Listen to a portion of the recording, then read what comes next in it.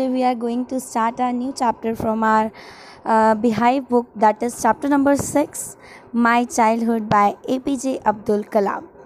So this chapter is all about the childhood of APJ Abdul Kalam, and you all know very well about APJ Abdul Kalam. He is the president of India and was a great scientist also, है ना. आप सब लोग जानते हो कि वो बहुत ही अच्छे साइंटिस्ट थे और हमारे इंडिया के प्रेसिडेंट रह चुके हैं. तो उनके चाइल्डहुड की यहाँ पे इस चैप्टर में बात हुई है बच्चे. And this is taken from the book, this extract is taken from the book wings of fire. ये उनकी बुक विंग्स ऑफ फायर, उनकी बायोग्राफी है, उसमें से ये एक्सर्प्ट लिया गया है.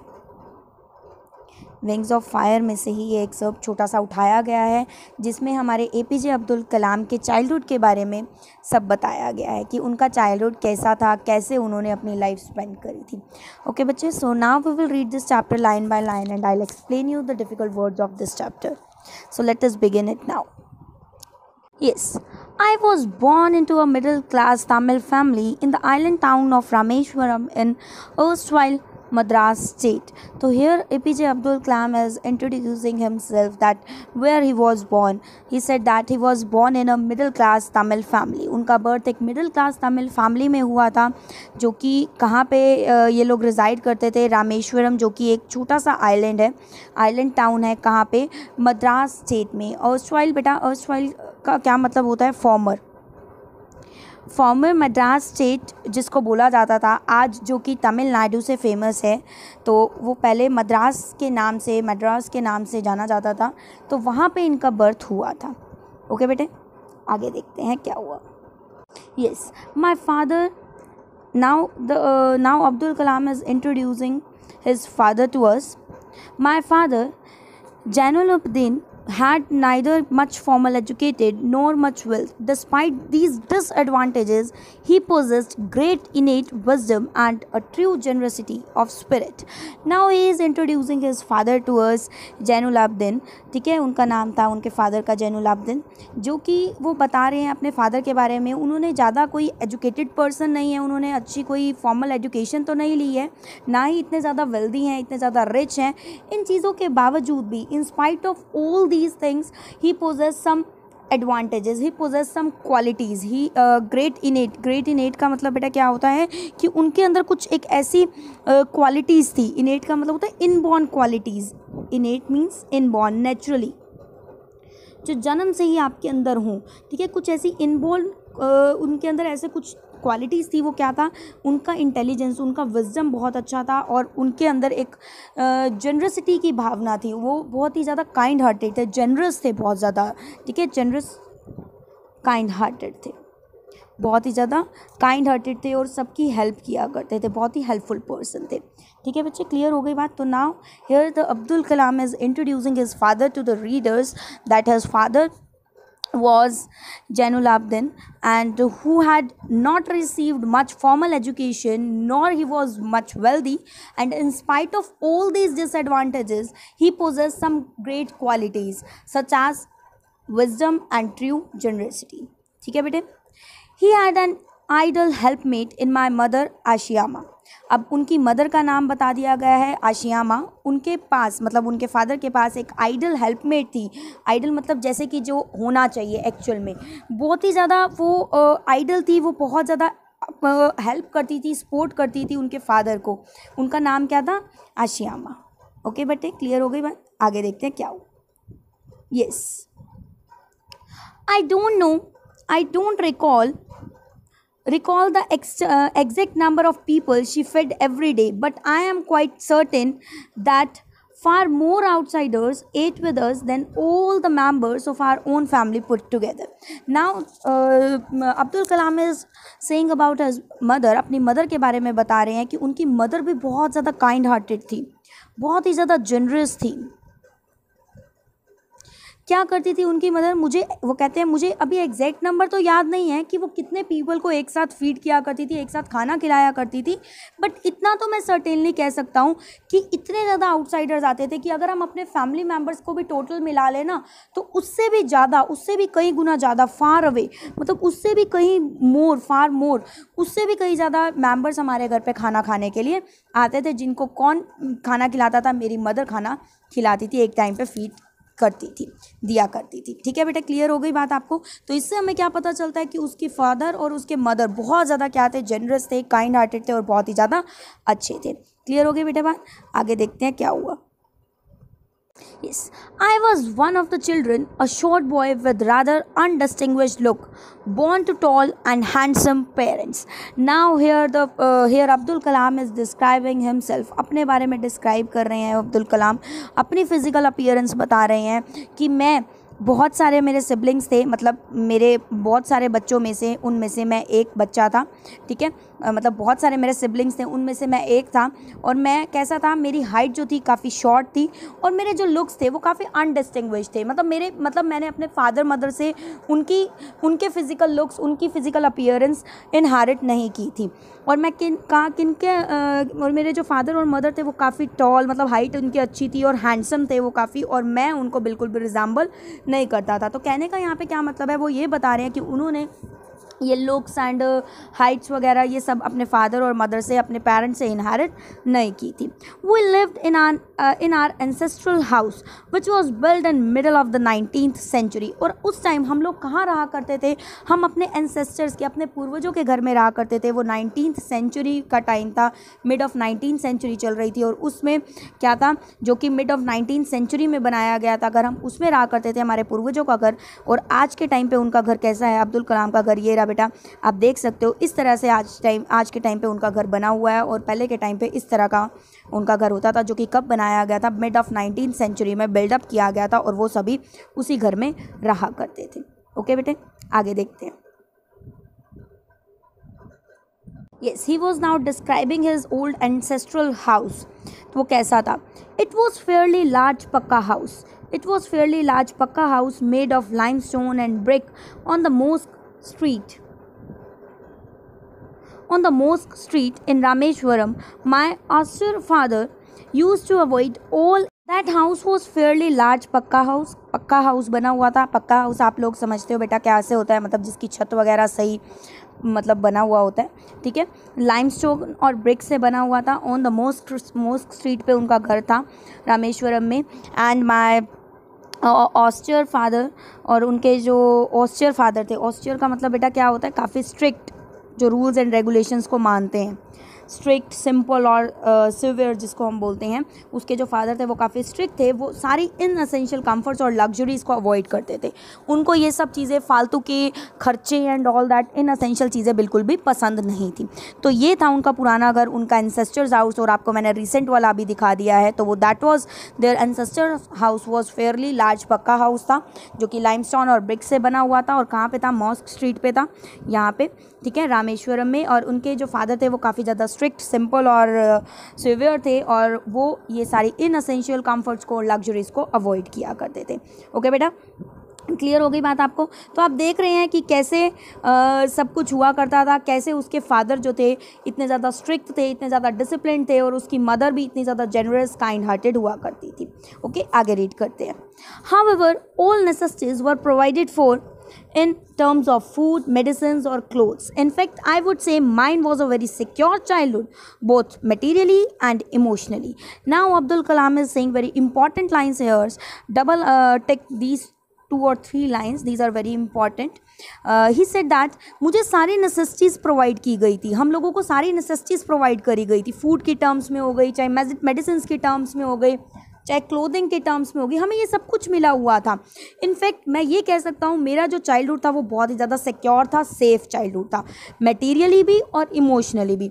मटेरियली भी और इमोशनली का क्या मतलब है? मटेरियली इन टर्म्स ऑफ, किसके टर्म्स में मटेरियली बेटा?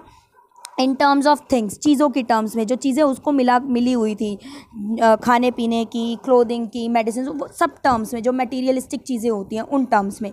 और इमोशनली का मतलब क्या है? इमोशनली मतलब फीलिंग्स की टर्म में, मतलब भरपूर मात्रा में उसको प्यार मिलता था अपने फैमिली से, खाने पीने की चीज़ें, सामान, सब कुछ, मतलब उसको सब कुछ मिला हुआ था। इन शॉर्ट वो ये कहना चाहते हैं कि मेरा चाइल्डहुड कैसा था? काफ़ी सिक्योर था, प्रोटेक्टेड था। ठीक है बेटे, क्लियर हो गई बात? आगे देखते हैं क्या हुआ।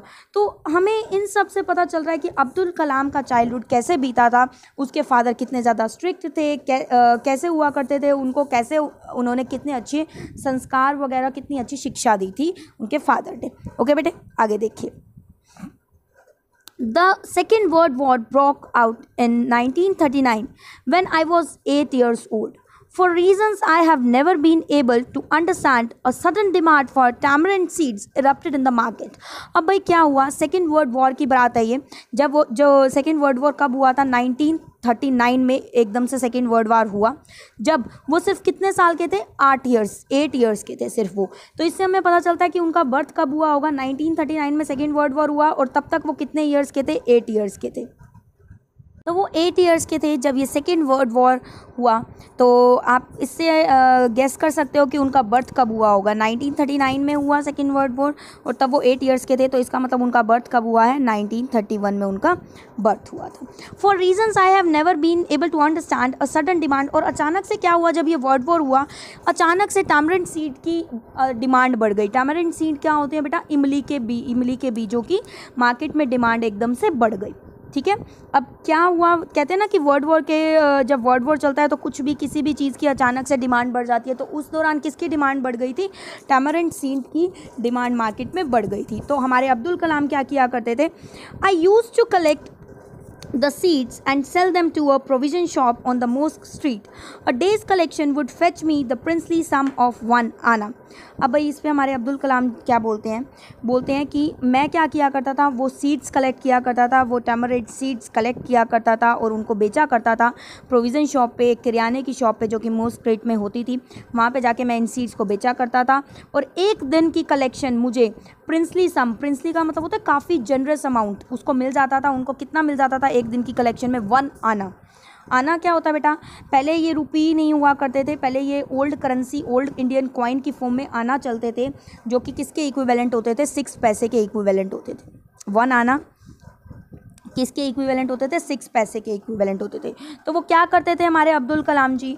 वो क्या करते थे? इन सीड्स को कलेक्ट करते थे और उनको बेच के आया करते थे प्रोविज़न शॉप में। मॉस्क स्ट्रीट में एक प्रोविज़न शॉप हुआ करती थी, किराने की शॉप हुआ करती थी, वहाँ पे इसको जाके सेल कर देते थे, और एक दिन की कलेक्शन उनको कितनी मिल जाती थी? 1 आना मिल जाया करती थी। देखिए बेटा, प्रिंसली का मतलब होता है जनरस अमाउंट, काफ़ी अच्छा अमाउंट उनको मिल जाया करता था। यहाँ पे आयरनी यूज़ की है, आयरॉनिकली ये बोला है प्रिंसली। प्रिंस का मतलब तो बहुत अच्छा होता है, और हालांकि अगर हम देखें तो ये 1 आना बहुत ही कम है, 6 पैसे के इक्विवेलेंट है। तो यहाँ पे अपोजिट बात की गई है ना। 1 आना है क्या? बहुत कम अमाउंट है, और उसको बोल दिया गया बहुत ज़्यादा अमाउंट, प्रिंसली सम बोल दिया गया है। तो जब दो अपोजिट बातें आ जाएँ तो वहाँ पर आयरनी की बात होती है। तो यहाँ पर आयरॉनिकली ये वर्ड यूज़ किया गया है। ठीक है बेटा, तो उनको कितने पैसे मिल जाते थे? उसको सेल करने से 1 आना वो अर्न कर लिया करते थे। Yes, my brother in law Jalaluddin would tell me stories about the world war which I would later attempt to trace in the headlines in दिनामिनी। अब उनके ब्रदर इन लॉ थे जिनका नाम था जलालुद्दीन, वो मुझे ये वॉर की कहानियाँ सुनाया करते थे कि कैसे क्या क्या हुआ करता था। और बाद में ये सारी कहानियाँ मैंने कहाँ पे देखी? इनकी हेडलाइंस मैंने दिनामिनी न्यूज़पेपर हुआ करती थी बेटे। दिनामिनी एक तमिल न्यूज़पेपर है, तमिल डेली न्यूज़पेपर है। वहाँ पे इसकी सारी स्टोरीज़ और ये सब चीज़ें आया करती थी हेडलाइंस के रूप में कि क्या क्या हुआ है वर्ल्ड वॉर के दौरान, क्या क्या हुआ था ये जब वॉर हुआ था। ठीक है ना। तो मेरे जो ब्रदर इन लॉ थे जलालुद्दीन, वो मुझे इनकी वॉर की कहानियाँ सुनाया करते थे, और ये सारी की सारी कहानियाँ मैंने कहाँ पे ढूंढी, कहाँ पे देखी? इनकी हेडलाइंस दिनामिनी में भी मैंने इनको सर्च आउट किया। Our area being isolated was completely unaffected by the war. अब हमारा एरिया रामेश्वरम, जहाँ पे हम लोग रहते थे, एक छोटा सा आइलैंड था, वो काफ़ी उससे दूर था सिटी से, तो तमिल से काफ़ी दूर पड़ जाता था भाई, थोड़ा दूर पड़ जाता था एरिया, आइलैंड के पास सी के सराउंडेड था। तो हमारा एरिया जो था वो आइसोलेटेड था, मतलब काफ़ी अकेला सा पड़ जाता था एरिया। तो वो एरिया, हमारा एरिया अभी तक वर्ल्ड वॉर से अफेक्ट नहीं था, वहाँ पे कोई भी अफेक्ट नहीं हुआ था वॉर से। अभी तक कुछ असर नहीं पड़ा था। आइसोलेट का मतलब होता है लोनली या cut off, you can say that. ठीक है, तो हमारा एरिया जो था काफ़ी आइसोलेटेड था, तो अभी हमारे एरिया पे कोई इफेक्ट नहीं पड़ा था वॉर का। ठीक है, आगे देखते हैं क्या हुआ। तो यहाँ हमारे अब्दुल कलाम जी बताएंगे कि भाई कैसे जब इंडिया में वॉर हुआ, जब हमारे एरिया में भी फ़र्क आने लगा, हमारे एरिया पे भी इफेक्ट पड़ने लगा, तो कैसे सब कुछ हुआ। But soon India was force to join the allied forces and something like a state of emergency was declared. The first casualty came in the form of suspension of the train halt at Rameshwaram station. अब भाई क्या हुआ, सबसे पहले जैसे अब ये भाई वर्ल्ड वॉर हो रहा था, अभी इंडिया ने पार्टिसिपेट नहीं किया था, इंडिया ने अपने आप को इन्वॉल्व नहीं किया था वॉर के अंदर, लेकिन जैसे ही इंडिया ने भी अपने आप को ज्वाइन कर लिया, इंडिया ने भी अलाइड फोर्सेस ज्वाइन कर लिया। अलाइड फोर्सेस बेटा क्या है मैं बताती हूँ। अलाइड फोर्सेस लिखिए, आर्मीज of UK, the armies of UK, USA and Russia.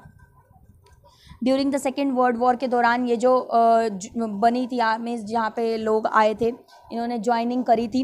तो जब हमारा इंडिया ने भी उसमें ज्वाइनिंग कर ली, जब हमारा इंडिया भी उसमें जुड़ गया, एक्चुअल में 2 पार्टीज़ होती हैं वॉर के दौरान। ठीक है, तो हमारे इंडिया ने किसको ज्वाइन किया था, इनकी पार्टीज़ को ज्वाइन किया था, यूके, यूएसए, रशियन पार्टीज़ को ज्वाइन किया था। तो हमारी इंडिया इसमें ज्वाइन हो गई थी, एलाइड फोर्सेज में ज्वाइन कर लिया था उन्होंने। और something like a state of emergency, उस टाइम पे एमरजेंसी डिक्लेयर हो गई थी हमारे इंडिया में, एमरजेंसी डिक्लेयर हो गई थी। इमरजेंसी क्या होती है बेटा, जब एमरजेंसी ऐसे कुछ वॉर होता है तो इमरजेंसी डिक्लेयर हो जाती है और तब प्रेसिडेंशियल रूल लागू होता है, कुछ कर्फ्यू सा लगा दिया जाता है और आपके जो प्रिविलेजेस होते हैं, जो आपको बेसिक राइट्स मिले हुए होते हैं, वो आपसे ले लिए जाते हैं। उस टाइम पे आप उनको नहीं यूज़ कर सकते हो। ठीक है, तो एमरजेंसी लग गई थी, कर्फ्यू लग गया था।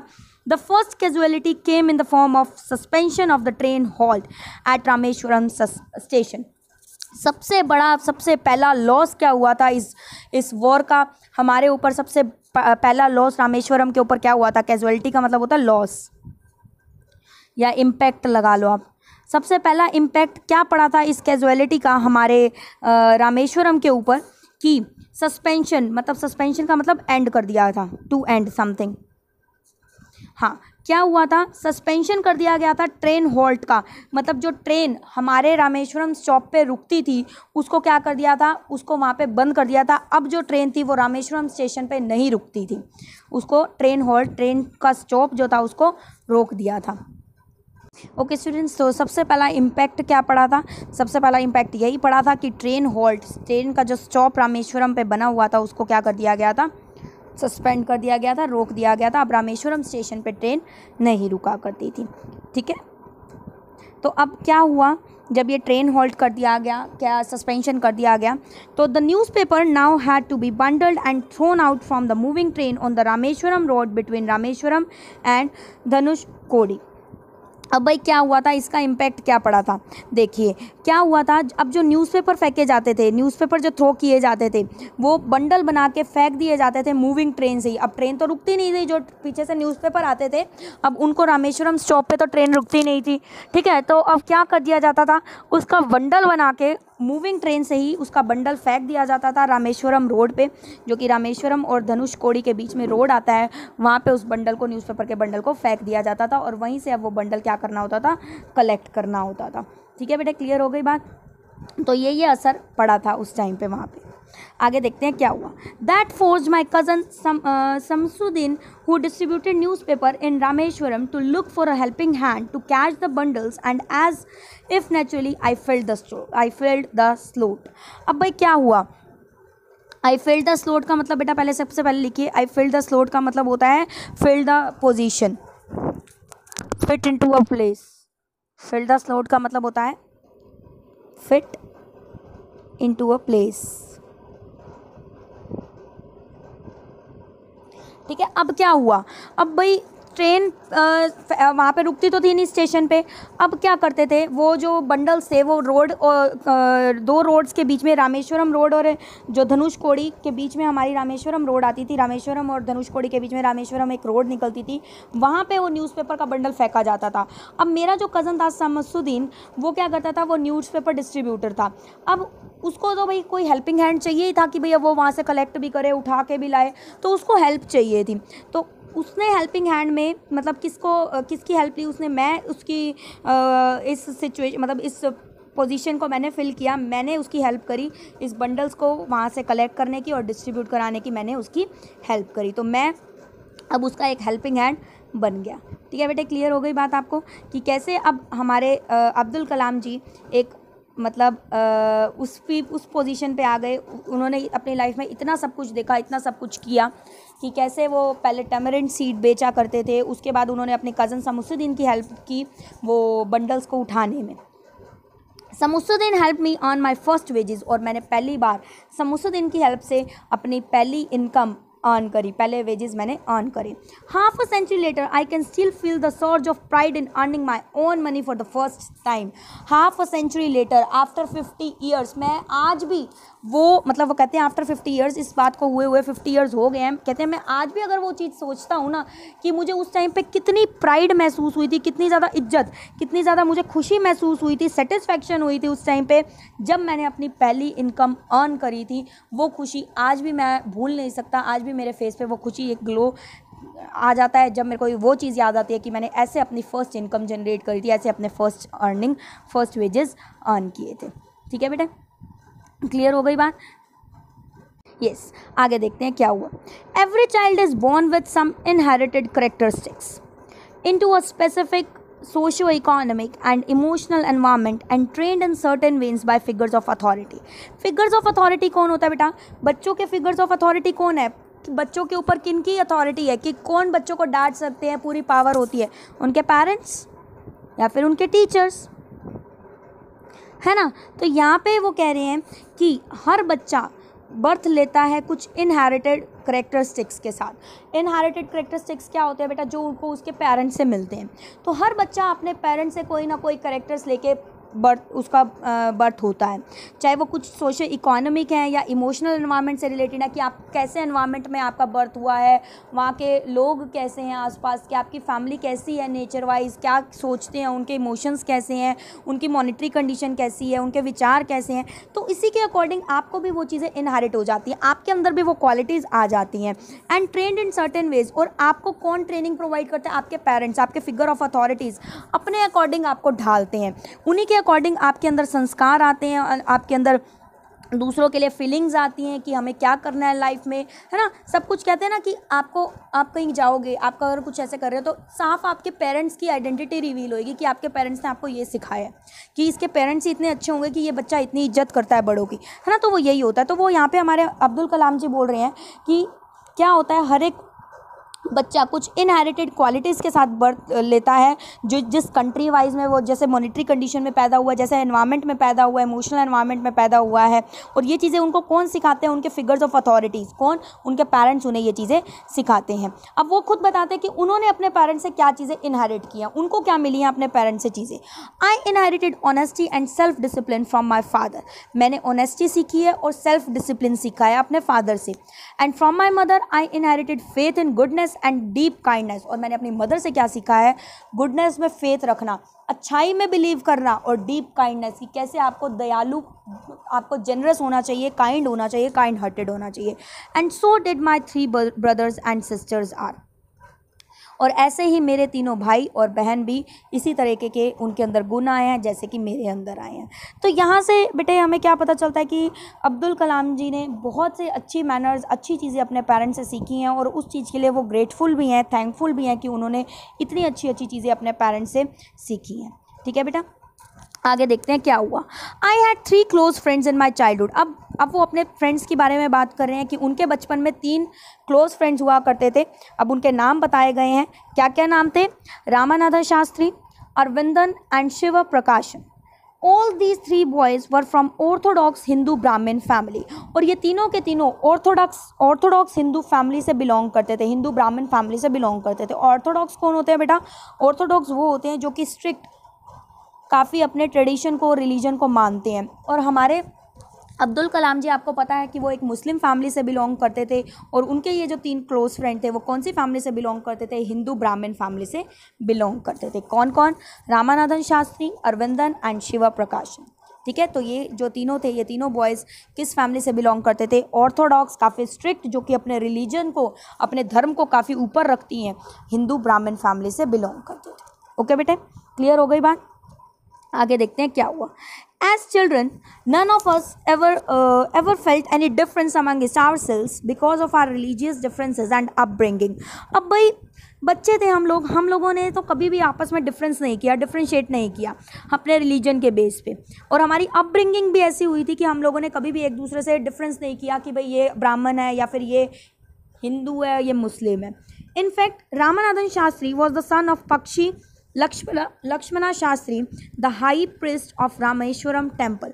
अब जो मेरा एक फ्रेंड था ना जिसका नाम था रामानाथन शास्त्री, वो किसका लड़का था? पक्षी लक्ष्मणा शास्त्री का लड़का था. पक्षी लक्ष्मणा शास्त्री का लड़का था. और ये पक्षी लक्ष्मणा शास्त्री कौन थे? वहाँ पे रामेश्वरम टेम्पल के बहुत ही बड़े पुजारी थे, पादरी थे, प्रिस्ट थे, काफ़ी बड़े पुजारी थे. ठीक है, उनका लड़का कौन था? रामानाथन शास्त्री था.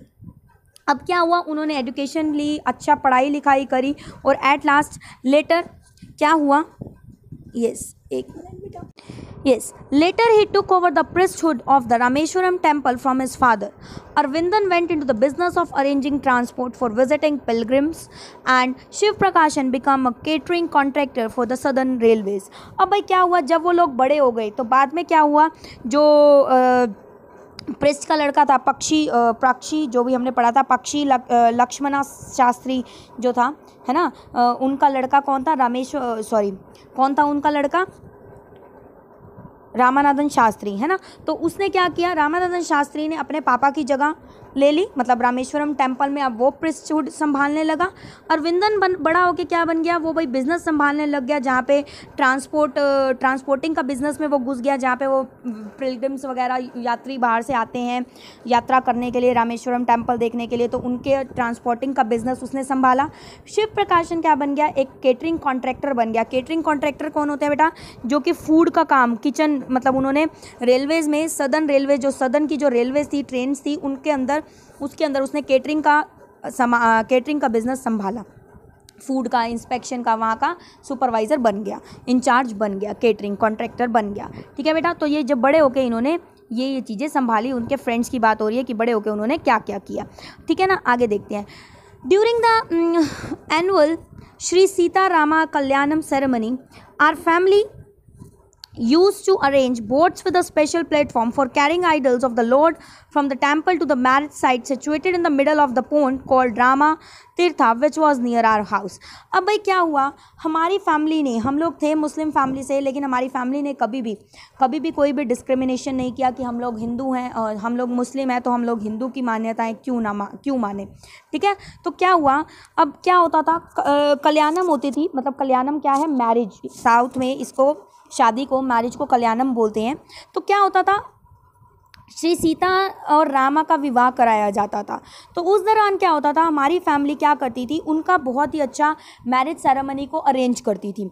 सीता जी की और राम जी की शादी दोबारा कराते थे ये लोग, और उनकी सेरेमनी को, उनकी मैरिज सेरेमनी को ये लोग अरेंज करते थे. हमारी फैमिली अरेंज किया करती थी बोट्स पे.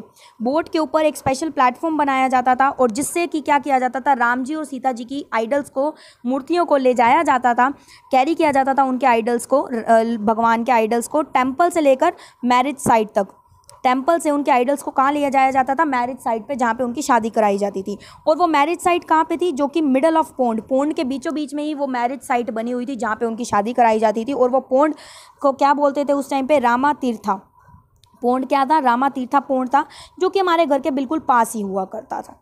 ठीक है. तो वहाँ पे ये लोग क्या कराया करते थे, उनकी मैरिज पूरी कल्याणम कराया करते थे, अरेंज करते थे, पूरा अरेंजमेंट करते थे, बोट्स के ऊपर प्लेटफॉर्म बना के, और मैरिज साइट तक उसको टेम्पल से ले जाया करते थे. तो यहाँ से हमें अब्दुल कलाम जी ये बताना चाह रहे हैं कि उनकी फैमिली ने कभी भी डिस्क्रिमिनेशन नहीं किया था. हमेशा वो, चाहे वो हिंदूज़ की बात हो, चाहे वो मुस्लिम्स की बात हो, वो सबको एक समान ही मानते थे. उन्होंने कभी भी ये नहीं सोचा कि ये आइडल्स, तो ये भगवान जी तो हिंदूज़ के हैं, हम लोग इनकी प्रे क्यों करें, या हम लोग इनके लिए कुछ क्यों करें. ठीक है बेटा. तो आगे देखते हैं क्या हुआ. Events from the Ramayana and from the life of the prophet were the bedtime stories my mother and grandmother would tell the children in our family. अब भाई क्या हुआ करता था, चाहे रामायणा की कहानी थी, चाहे प्रॉफिट्स की कहानी थी, वो सारी कहानियाँ हमें बेड टाइम पे, सोने के टाइम पे हमारी मदर या फिर हमारी ग्रैंड मदर हमें सुनाया करती थी। सभी बच्चों को ये कहानियाँ सुनाया करती थी, चाहे वो हिंदू रिलेटेड धर्म की थी, रिलीजन की, चाहे वो हमारे मुस्लिम गॉड्स की होती थी, सारी कहानियाँ हमारी मदर या ग्रैंड मदर, दादी हमें सुनाया करती थी। तो उन्होंने कोई भी डिस्क्रिमिनेशन नहीं रखा था। हाँ, एक दिन अब क्या हुआ, one day when I was in the 5th standard at the Rameshwaram Elementary School, a new teacher came to our class. I used to wear a cap which marked me as the Muslim, and I always sat in the front row next to Ramanathan Shastri who wore the sacred thread. अब भाई क्या था, एक दिन क्या था, जब मैं 5th स्टैंडर्ड में था, एक नए टीचर हमें पढ़ाने के लिए आए स्कूल में। तो क्या हुआ, मैं यूजुअली एक कैप पहना करता था, जैसे कि मुस्लिम्स पहना करते हैं, ठीक है, जो कि मुझे दिखाता था कि मैं एक मुस्लिम हूँ। और मेरे साथ में ही कौन बैठा हुआ था, मेरे साथ वाली रो में ही मेरे साथ कौन बैठा हुआ था, रामानाथन शास्त्री बैठा हुआ था, जिसने एक सेक्रेट धागा बांधा हुआ था, जैसे कि ब्राह्मण लोग पहनते हैं ना बेटा, वैसा उसने धागा पहना हुआ था, ठीक है, जो बता रहा था कि भाई ये ब्राह्मण है और ये मुस्लिम है। तो क्या हुआ, the new teacher could not stomach a Hindu priest son sitting with a Muslim boy in accordance with our social ranking. As the new teacher saw it, I was asked to go and sit on the back bench. अब भाई क्या हुआ, जो नया teacher आया उसे ये tolerate नहीं हुआ। could not stomach का मतलब है टॉलरेट होना, could not tolerate, उसे ये टॉलरेट नहीं हुआ कि हिंदू धर्म का, हिंदू प्रिस्ट का एक लड़का मुस्लिम लड़के के साथ बैठा हुआ है। तो उसने क्या किया, सोशल रैंकिंग को ऊपर रखते हुए उस सर ने, वो टीचर ने क्या किया, मुझे क्या कहा कि तुम जाके लास्ट बेंच पे बैठ जाओ। किसने बोला, उस नए टीचर ने किसको बोला, हमारे अब्दुल कलाम जी को बोला। तो मतलब सोशली उन्होंने उसको डिस्क्रिमिनेट कर दिया बच्चे को, और उसको क्या बोला, हालांकि बच्चों के मन में ये चीज़ बिल्कुल नहीं थी, फिर भी उन्होंने उसको बोला कि लास्ट बेंच पे जाके बैठ जाओ। तो आप सोच सकते हो कि उनको उस टाइम पे कितना बुरा फील हुआ होगा। I felt very sad and so did Ramanathan Shastri, मुझे बहुत बुरा फील हुआ और रामानाथन शास्त्री को भी ये बात बहुत पिंच हुई कि ऐसा क्यों किया सर ने। He looked utterly downcast as I shifted to my seat in the last row. अब ही कौन, रामानाथन शास्त्री बहुत ज़्यादा डाउन कास्ट, सैड लग रहे थे। जैसे ही मैं उठ के लास्ट रो में की सीट पे बैठने गया, वो बहुत ज़्यादा सैड हो गए Ramanathan Shastri. The image of him weeping when I shifted to the last row left a lasting impression on me. अब उनकी ये इमेज, जो वो रो रहे थे ये देखते हुए कि भाई मैं पीछे जा रहा हूँ और मैं कि अब्दुल कलाम पीछे जा रहे हैं और मैं आगे बैठा हुआ हूँ, ये सोच के उनकी आंखों से आंसू बहने लग गए। और ये इम्प्रेशन मेरे ऊपर लास्टिंग इफ़ेक्ट छोड़ के गया, मतलब मेरे दिल को छू गया ये इम्प्रेशन उनका, ये देख के कि भाई हम लोग कितने ज़्यादा हर्ट से कनेक्टेड है, ये देख के मैं बहुत ज़्यादा क्या हो गया, इम्प्रेस हो गया मेरे ऊपर। ये चीज़ मुझे बिल्कुल छू सी गई, मेरे दिल को छू गई ये बात, ठीक है बेटा। तो आप देख रहे हैं कि कैसे उन्होंने कोई भी डिस्क्रिमिनेशन नहीं किया था, वहाँ के लोग, वहाँ के उन टीचर ने उनको सेपरेट कर दिया। इतना आप लोग चैप्टर आज रीड करो बेटा, बाकी हम लोग कल कंटिन्यू करेंगे, कल इस चैप्टर को ख़त्म कर देंगे। आई होप आप लोगों को समझ में आया गया होगा, चैप्टर समझ में आया बेटा तो लाइक ज़रूर करना वीडियो को, शेयर करना और अपने फ्रेंड्स के साथ, और सब्सक्राइब करना चैनल को। Thank you.